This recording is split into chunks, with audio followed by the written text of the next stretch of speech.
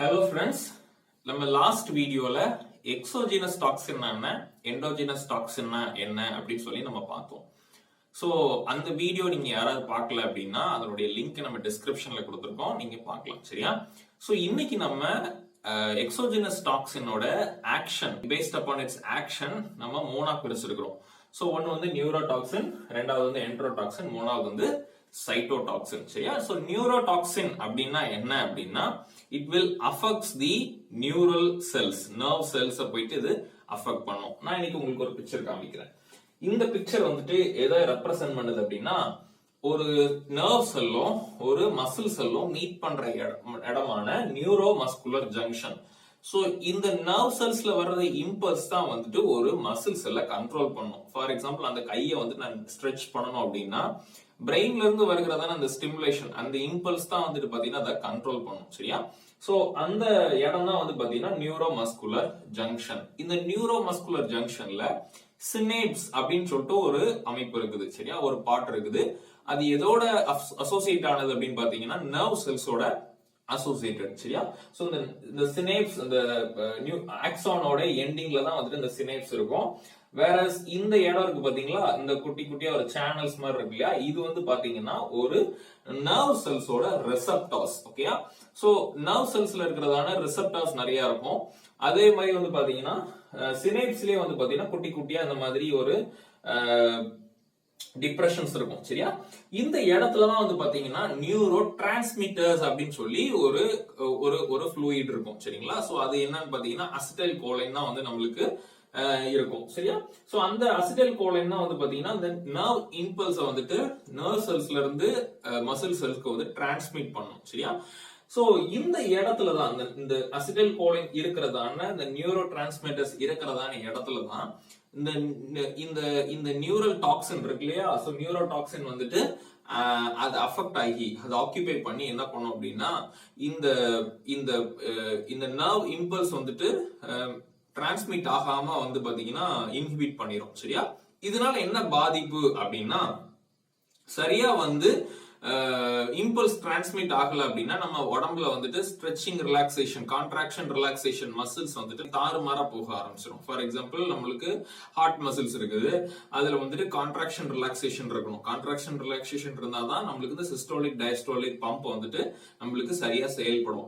இப்போ இந்த சரியா வந்து இந்த நர்வ் இம்பல்ஸ் வந்துட்டு ஒரு ஒரு ஒரு டைமிங்லி கான்ட்ராக்ஷன் ரிலாக்ஸேஷன் நடக்கல அப்படின்னா அந்த இடத்துல கொலாப்ஸ் ஆகிற கூட சான்ஸ் இருக்குது. சரியா? கொலாப்ஸ் ஆகுறப்ப என்ன நடக்கும் அப்படின்னா ஒரு மனுஷன் இறந்துக்கு போகிறதுக்கு கூட சான்சஸ் இருக்குது.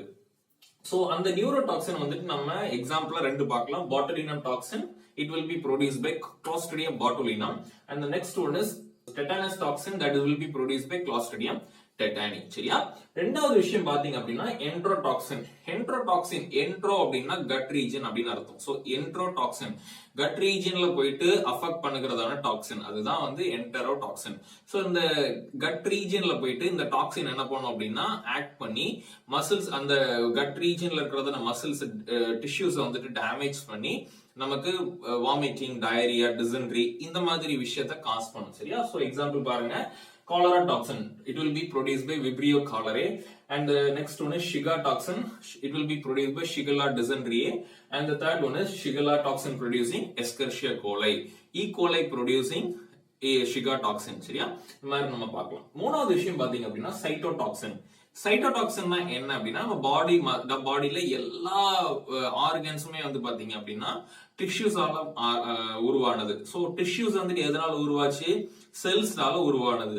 இந்த செல்ஸ்ல இருக்கிறதான சைட்டோபிளாசம்ல போயிட்டு இந்த சைட்டோடாக்சின் வந்துட்டு ஆக்ட் பண்ணி அந்த அந்த டிஷ்யூஸ் வந்துட்டு பாத்தீங்கன்னா டேமேஜ் பண்ணும். நம்ம பாடியில வந்துட்டு செல்ஸ் வந்துட்டு என்ன பண்ணும் அப்படின்னா ஒரு குறிப்பிட்ட நாளுக்கு அப்புறம் வந்து இட் வில் கெட் டீஜெனரேட்டட். ஆனா டீஜெனரேஷனுக்கு முன்பதாகவே என்ன பண்ணும் அப்படின்னா புதுசா செல்ஸ் வந்துட்டு ஃபார்ம் பண்ணி விடும். சரியா? சோ இதுதான் வந்து பாத்தீங்கன்னா புரோட்டீன் சிந்தசிஸ் அப்படின்னு நம்ம சொல்லுவோம். புரோட்டீன் சிந்தசிஸ் நடக்கதான் வந்து பாத்தீங்கன்னா புதுசா செல்ஸ் ஃபார்ம் ஆகும். அந்த செல்ஸ் ஃபார்ம் ஆனதுக்கு அப்புறம் இந்த பழைய செல்ஸ் வந்துட்டு என்ன பண்ணும், செத்து போயிடும். சரியா? ஆனா இந்த சைட்டோடாக்சின் போயிட்டு அந்த புரோட்டீன் சிந்தசிஸ் நடக்கிற இடம் ரிபோசம்ஸ்ல தான் புரோட்டீன் சிந்தசிஸ் நடக்கும். சோ அந்த இடத்துல வந்து பாத்தீங்க அப்படின்னா இந்த சைட்டோடாக்சின் போயிட்டு என்ன பண்ணும் அப்படின்னா அந்த புரோட்டீன் சிந்தசிஸ கொலாப்ஸ் பண்ணி விட்டுரும் அல்லது நடக்காம வந்துட்டு இன்ஹிபிட் பண்ணி விட்டுரும். சரியா? அப்படி பண்ணும்போது என்ன நடக்கும் அப்படின்னா நமக்கு புதுசா செல்ஸ் ஃபார்ம் ஆகாது. செல்ஸ் ஃபார்ம் ஆகலன்னா நம்மளுக்கு நெக்ரோசிஸ் வர்றதுக்கு சான்ஸ் இருக்குது. நெக்ரோசிஸ்னா என்னன்னா அன்கண்ட்ரோல்டு செல் டெத்.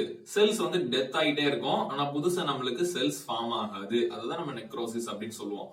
சோ எக்ஸாம்பிள் ஒரு ஹார்ட் மசில்ஸ் எடுத்துக்கலாம். ஹார்ட் மசில்ஸ்ல வந்துட்டு நமக்கு நெக்ரோசிஸ் நடந்துகிட்டே இருந்துச்சு அப்படின்னா நம்மளுக்கு நார்மலா நடக்கிறதான அந்த சிஸ்டோலிக் டயஸ்டோலிக் லப் டப்னு சொல்லிட்டு அடிச்சுட்டே இருக்கு இல்லையா? ஸோ இந்த சிஸ்டோலிக் டயஸ்டோலிக் வந்துட்டு பம்ப் வந்துட்டு ஸ்லோ டவுன் ஆயிரும். ஸ்லோ டவுன் ஆக ஆக நம்மளுக்கு வந்துட்டு பிளட் சர்க்குலேஷன், பாடியில வந்துட்டு பிளட் சர்க்குலேஷன் வந்துட்டு ரொம்ப கம்மியாயிரும்.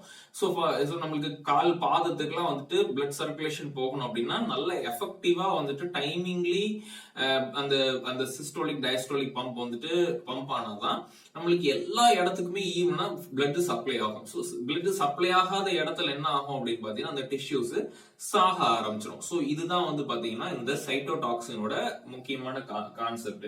ஸோ இந்த சைட்டோடாக்சின் வந்து எக்ஸாம்பிள் பாத்தீங்கன்னா diphtheria toxin, it will be produce by Corynebacterium diphtheria. சரியா? So these are all about exogenous toxin ஓட classification.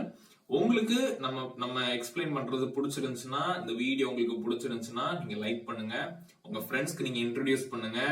அண்ட் உங்களுக்கு நம்ம சேனலோட வீடியோஸ்ல வர கான்செப்ட் பிடிச்சிருந்துச்சுன்னா நீங்க சப்ஸ்கிரைப் பண்ணுங்க. உங்களுக்கு ஏதாவது டவுட்ஸ் இருக்குது, உங்களுக்கு ஏதாவது எக்ஸ்பிளைன் பண்ணணும் அப்படின்னா நீங்க தாராளமா எங்களுக்கு கமெண்ட்ஸ்ல சொல்லுங்க. தேங்க்யூ ஃபார் வாட்சிங். தேங்க்யூ.